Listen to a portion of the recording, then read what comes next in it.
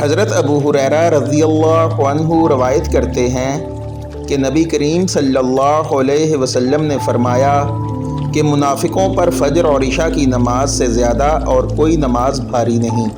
اور اگر انہیں معلوم ہوتا کہ ان دونوں نمازوں کا ثواب کتنا زیادہ ہے اور وہ چل نہ سکتے تو گھٹنوں کے بل گھسٹ کر آتے۔ اور آپ صلی اللہ علیہ وسلم نے فرمایا کہ میرا تو ارادہ ہو گیا تھا کہ مؤذن سے کہوں کہ وہ تکبیر کہے،